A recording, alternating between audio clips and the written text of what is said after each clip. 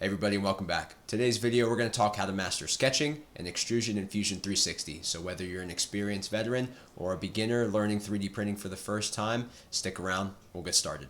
Alright, so if you're opening Fusion for the first time, or again you've come back to it after a little bit of time off, this will be the main screen that you get to when you open Fusion. Again, I'm going to assume that there's a certain level of comfort here, that you're opening Fusion 360, you have it downloaded and you're just looking where to start, or again looking for a refresher. So in this main screen here, in order to just get started sketching, because that's what you're here to do, we're just going to click this Create Sketch button in the top left hand corner. Now after I click Create Sketch button, when I first make my initial sketch, I'm going to pick between three planes: my front plane, my side plane, or my bottom plane. Typically when I'm making something, what I'm going to do is I'm going to build from the bottom and work my way up and do a subtractive manufacturing approach. Okay, so if I make a shape, for example, what I'm going to do is cut the outline of it rather than make the outline initially. Okay, and I'll show you kind of what I mean by that here in just a second. So once I click on my bottom plane, for example, what I'm going to do then is look at my different tools up in the top left hand corner. Okay, so I have a bunch of different tools that I can use. Typically the ones you're going to use the most are the line tool, the rectangle, circle, your spline tool, mirror, etc. Dimension tool is going to be very important as well. We'll discuss that here in a second. And then if you go down and click this create arrow, or the arrow next to the create tab, you'll open a bunch of different ones as well, such as your text tool is going to be common, pattern tools, etc. Now I'm not going to go into every tool, but what I will do is just talk about some of the basics of them and then give you some opportunity to explore. Okay? Now typically what I do with my students in school is I just start them making a rectangle on the bottom. So if you click this 2-point rectangle tool, and then I'm just going to click right inside in this origin here and then just make a rectangle. It doesn't matter what size it's going to be. Okay, again, any size rectangle is perfectly fine. Get that centered up. Okay, now in anything that you design, typically you're going to want to use accurate dimensions.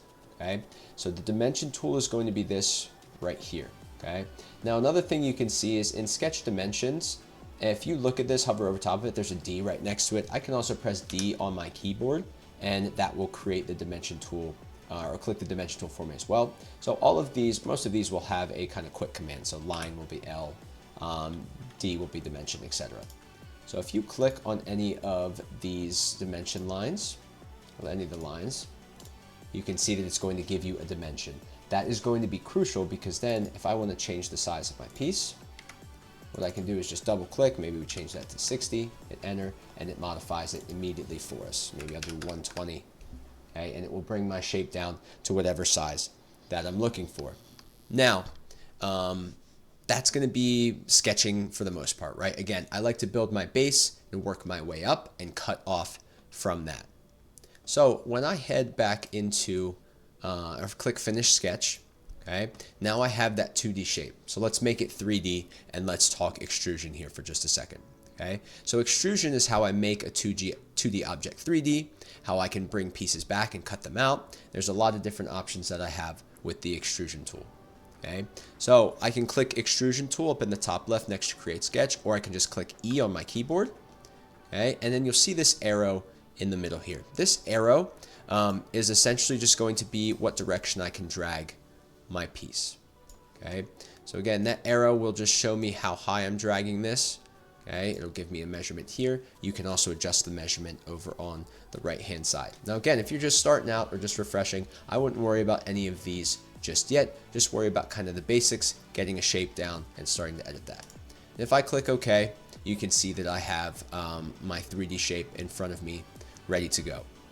So we're going to bounce back and forth a little bit between the sketch tab and the extrusion tool now. So if I look at my sketch tab, if I click that one more time, now you have the same options for the planes, but now you have the option to click on the actual face of your object that you made. So I can click on any of these here and now create a sketch directly on those. So for instance, say I wanted to make a cutout on the side. Maybe I make a circle directly through the center. Okay, so I can now put any shape on the face of this object. Okay, so again, maybe I'll make something, we'll make a circle here. Maybe we'll just make that 40, hit enter, and we're good to go. Okay, now one of the things that I will touch on quick is, again, just dimensioning this to make sure that it's accurate. So this is going to be 30. I can actually click on any of these different objects, right? So I can click line to line, I can click line to center point, line to edge, etc. Okay, so click enter, dimension one more time here. Oops, that's going to be the same exact thing, huh?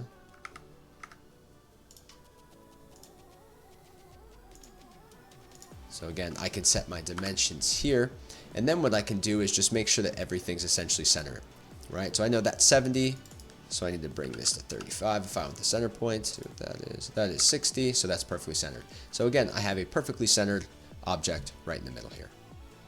Okay, now if I finish that sketch, now I have access to all of these, right? So I have my initial shape I made, and I also have the object that I drew on the side, and you can see that I can now select that individual object that I've created. So I can do the exact same thing. I click extrude, I click on that object now, another 2D object. I can drag this the whole way through. Okay, so now essentially if I pull it out, it assumes that I'm going to create an object. If I pull it into a different object, it's going to assume that I am cutting. Okay, that's that operation tab in the bottom right hand corner. I can select the operation that I wanted to do. If I wanted to go through the entirety of the center and pop out the back, I can hit join. You can see how it transforms that into a solid piece. Okay, again, I can change that to cut. Now if I click enter, I have that opening through the entire piece. Okay. Another thing that I can do with the extrude tool is I can actually click on any of these surfaces, and if I realize I don't like the size, instead of going back and editing the sketch, I can just pull it back as I need to.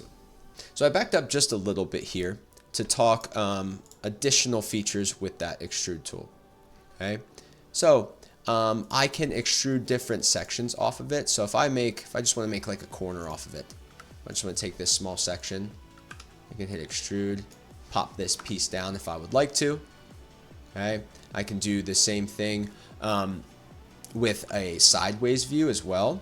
So if I would make another sketch on the side, say I wanted to make this like a triangle, I can do that, finish that sketch. Oops. Need to make that a closed shape. That's another thing that you'll find is making a closed shape is going to be important as well. So if I click on the side here, what I need to do is just make sure that it's a completely closed shape in order for Fusion to recognize it as its own individual piece. Okay, so again, now if I wanted to, sometimes it freaks out a little bit here, so I can extrude that the whole way out, and now I'm left with just this shape here. Now I backed up again just to show you the edit stage. So if I am finished with the sketch and I realize it's not the size I want, it's not the shape I want, etc. If I go into the sketch that I did previously, what I can do is right click on that sketch and go up to edit sketch here. So say I wanted to adjust this a little bit just to 130. I can do that very, very easily in this tab. And once I click the finish sketch, then it's going to be the size that I modified it to. Now let's say we create a sketch again on the other side. I just want to introduce you to some of the other tools here. So again, you can make circle. We did rectangle. The line tool itself will essentially just make straight lines. Again, as we talked earlier, make sure any shape that you might want to extrude is going to be a closed shape. And what that means is that all the lines are connected together. You'll know it's a closed shape if you can hover over top of it, and it's going to change it from a dark gray to a light gray. You should see the boundaries as well highlighted, and now I can extrude that if I wanted to as well and make that its own individual cutout. Another thing that's super helpful and that I use all the time is going to be this text tool. Okay, so I can make my own individual text box. I can write, let's just keep that sample text there. That's fine. Okay, I can increase the size if I wanted to. I can make sure I set it in the center. Looks like I might actually have to type. I'll just go with sample. If I click OK here, now this is also something that I can extrude out or in. So if I wanted to have it stand out, if I wanted to cut it back in, I have the option to do that as well. Lastly, what I'll talk on briefly is the arc tool. So the arc tool is super nice just because if I need to make a curved object, okay, so say I just wanted to make this piece together. I love the 3-point arc, because you can click on the endpoints here and then drag that to make whatever curve you wanted that object to look like. I'm not a big fan of the spline tool, but you can also use this too. So it's essentially you can just draw and drag different arcs. Pulling different directions will essentially move the previous couple points a little bit. You can do that as well. As we wrap up that quick little demo, I just wanted to encourage you to spend some time experimenting. That's going to be one of the most important things that you'll do with Fusion 360, is just spend some time messing around with it, right? I think what I gave you is a good introduction on how we can start making different shapes, how we can start experimenting with different pieces. There are going to be issues that pop up all the time. So with that being said, please leave them down in the comments. I'd be happy to answer any questions, potentially make future videos for you. If you have any questions whatsoever. Again, Fusion, there is hundreds of hours of content that you could watch on this software and still not know everything that there is to know. So again, I just encourage you to experiment, try some different things, watch some other YouTube videos, leave some comments down below. Send me an email as well at kennedydiy01@gmail.com, and I would love to chat with you and help you out as best I can. With that being said, thank you so much for watching, and I look forward to seeing you soon. Thanks.